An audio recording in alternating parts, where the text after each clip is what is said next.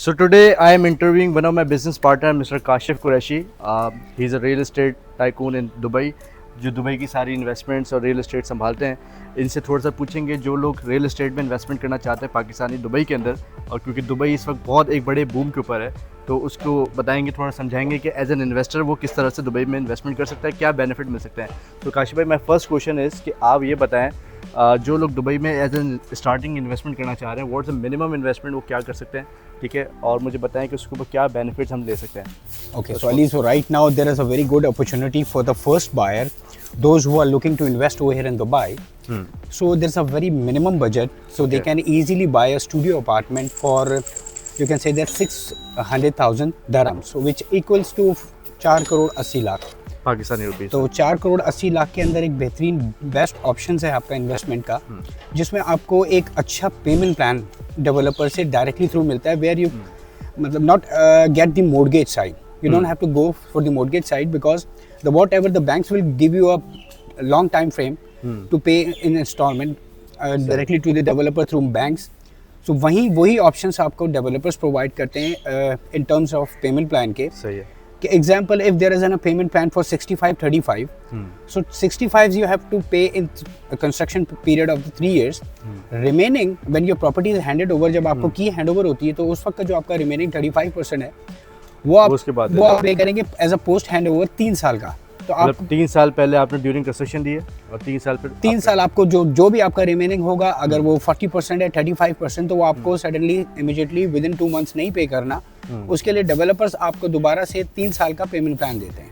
सही है. तो वहाँ पे आपके पास एक बेस्ट ऑप्शन ये आता है कि if you are looking for the investment, तो आपके पास 2 चॉइसेस होती हैं.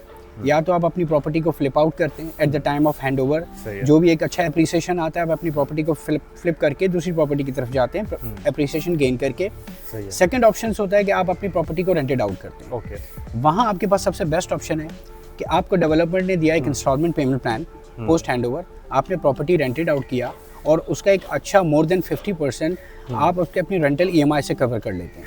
ओके, यानी कि जो रेंटल आ रहा होता है उससे फिर आप वो दे सकते हैं इंस्टॉलमेंट्स. वो दे सकते हैं. तो आपके ऊपर एक जो बर्डन आता है, एक बोझ आता है कि how you will manage your monthly instalment.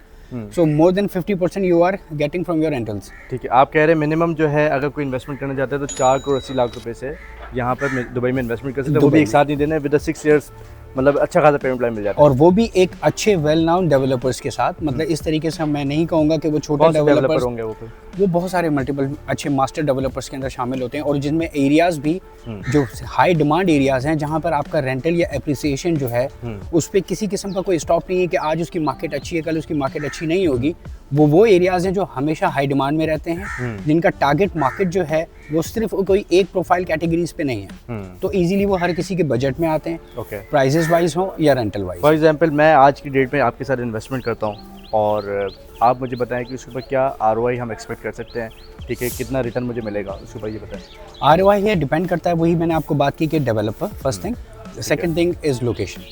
ये 2 चीज़ें बहुत वेरी करती हैं आपके ROI के ऊपर, कि आपका रिटर्न ऑन इन्वेस्टमेंट जो है वो कितना अच्छा, कितनी परसेंटेज के अंदर आप हासिल कर सकते हैं.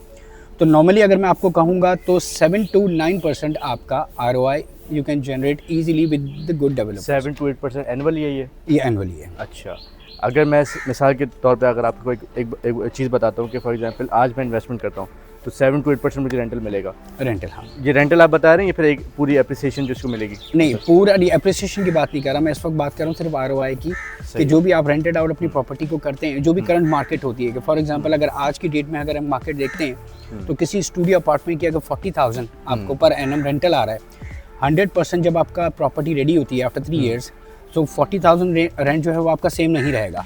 It will be jumped may be 45, 50, 55. तो आपका, लेकिन आपकी जो बाइंग थी वो तो 3 साल पहले की थी, लेकिन आपका रेंट जो है वो करंट मार्केट के हिसाब से है। सही है। तो when you calculate this your rental amount with your property value, सही है। So your ROI will be 8-9% और sometimes you will get 10% as well. अच्छा, दैट्स ग्रेट। अच्छा, दूसरा मुझे ये बताएं कि बेनिफिट्स क्या हैं, खासतौर पर पाकिस्तानियों के आजकल वीज़ा भी नहीं लग रहे, तो गोल्डन वीज़ा भी मिलता है इसके ऊपर, ये नहीं मिलता, क्या होता है?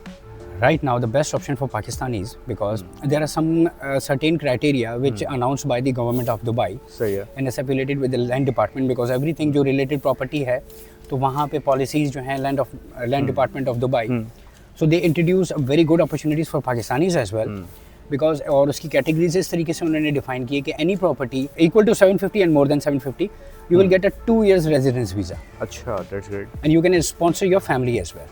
अच्छा, If you are buying a property under your name, but you are eligible to sponsor your wife, you मतलब sponsor your kids. 2 साल का वीज़ा मिल जाता 2 है। साल का वीज़ा मिल जाता है। उसके बाद आपकी सेकंड कैटेगरी आती है कि अगर कोई भी प्रॉपर्टी आप 1.25 एंड अबव पे जाते हैं तो वहाँ पे you will get a 5 year residence visa. अब आप मुझे बताएं कोई ऐसा प्रोजेक्ट सजेस्ट करें काशिफ भाई इस वीडियो के एंड में, जो कि लोग देख रहे हैं, कि आप मुझे एक ऐसी इन्वेस्टमेंट बताएं जो कि इस वक्त आप समझते हैं दुबई के अंदर भाई ये ऐसी कम्युनिटी है, ये ऐसी लोकेशन है, या ऐसा प्रोजेक्ट है जहाँ पर आज आप इन्वेस्टमेंट करेंगे तो आई एम श्योर आप एक्सपीरियंस अपने बताएंगे तो वो जगह जो है आने वाले वक्तों में फ्यूचर है। अगर हम थोड़ा सा पास्ट हिस्ट्री में जाते हैं दुबई की, तो आज की डेट के अंदर जो एक वर्ल्ड अट्रैक्शन प्लेसेस हैं दुबई में, जो हम लोग इमेजेस और टीवीज़ में देखते हैं और हम समझते हैं कि जस्ट यही दुबई है, इट्स नॉट लाइक दैट। जो एरियाज बिजनेस बे, डाउनटाउन, DSO, JVC, जो अब 5 साल पहले 6 साल पहले जो प्राइजेस थे, now it's more than 300% the prices are there. ठीक है। Right now the focus for the investors are totally depend on your new amenities, your new attraction in Dubai, सही है। which is happening and which will come in Dubai South. Dubai South, why Dubai South? Because the world largest airport, हाँ, अच्छा, Al Maktoum International Airport, जो कि Dubai south में सही है। इस वक्त, with the 5 parallel runways are there over there. हाँ, 260 million passengers capacity over there. Okay. तो उस एरिया को इस वक्त पूरा फोकस है डेवलपमेंट का। 4 साल बाद, 5 साल बाद, और इसके साथ साथ 2 मेट्रो कनेक्टिविटीज़ जो हैं वो आपकी दुबई साउथ को कनेक्ट करेंगी, जो ऑलरेडी दुबई में इस वक्त ऑपरेशनल हैं, एक्टिव हैं।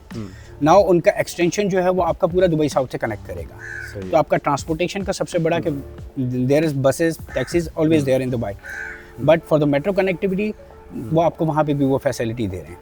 तो इन शॉर्ट आप कह रहे हैं कि Dubai south is a place जो कि दुबई का फ्यूचर है, जहाँ पर इन्वेस्टमेंट करते हैं तो वो एक अच्छा रिटर्न वहाँ पर एक्सपेक्ट कर सकते हैं इन दुबई। बहुत अच्छा रिटर्न कर सकते हैं, क्योंकि 2029 में ऑपरेशन जो एयरपोर्ट है आपका वो पूरा 100% कम्प्लीटली ऑपरेशनल हो जाएगा। ओके।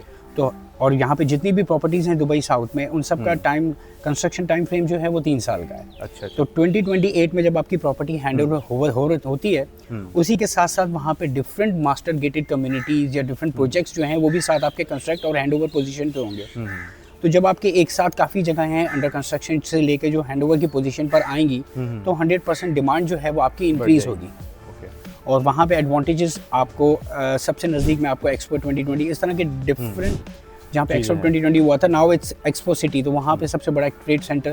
ओके। तो इस तरह की चीज़ें हैं जिसकी वजह से आपका एप्रिसिएशन जो है वो 100% वहाँ पे गेन अच्छा, लास्ट क्वेश्चन ये है कि जो इन्वेस्टमेंट करना चाह रहे हैं, व्हाट्स द प्रोसेस, क्या प्रोसेस होता है कि एक लंबा चौड़ा डॉक्यूमेंट चाहिए दुबई में अपनी कंपनी खोलने, क्या प्रोसेस क्या है? It's a very simple, there is no any kind of rocket science. अच्छा।